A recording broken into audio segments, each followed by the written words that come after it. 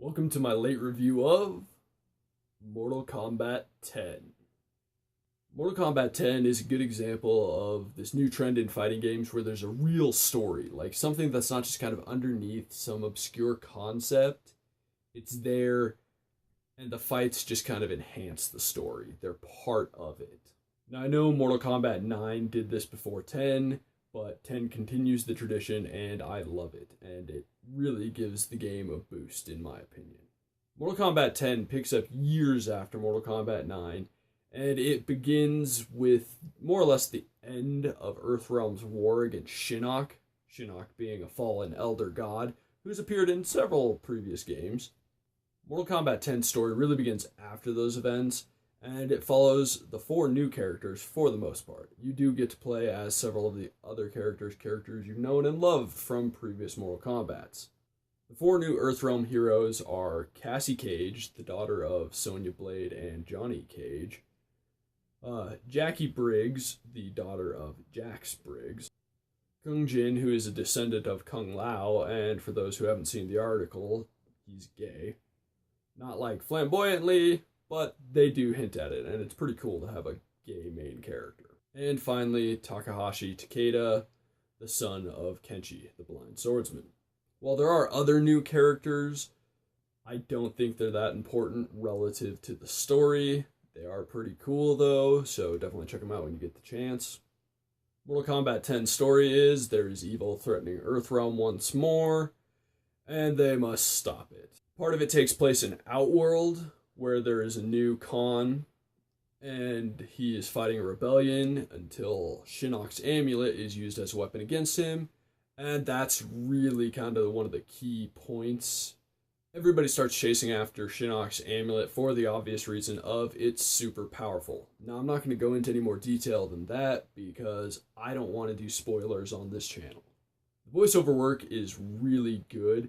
I'm not going to say it's like The Last of Us good, but it's better than most fighting games get, and that helps sell the story, which has become more and more important in the Mortal Kombat franchise. Now, as for the controls, they're pretty much the same as Mortal Kombat 9, in my opinion, which isn't a bad thing. Those were great controls. I do think that for whatever reason, Mortal Kombat X feels a little sluggish, but it doesn't really hamper the game, in my opinion. I'd say the biggest change is the variation system, which alters each character's fighting style. The only big difference I noticed in the variations was the special moves, but that could be because I'm not a hardcore fighting game fan, and I'm not that great at most fighting games, so maybe I just don't notice the subtle nuances that it brings about. One of the other new additions is the faction system, where you choose to join either the Lin Kuei, the Black Dragon, or the White Lotus. There's a couple others. And as you play, you level up in those factions. In all reality, they're just there to add extra gameplay to when the game should have gotten boring. However, the addition of the faction system does allow for faction kills, which are basically easy fatalities. And I'm okay with that because I can't always pull off the fatalities. I did say I'm not very good at fighting games. As for the graphics, the game looks pretty good, but this is where I'm going to have to kind of bash it. It looks pretty good. It doesn't look as good as it should on the Xbox One or PS4. I played it on the PS4.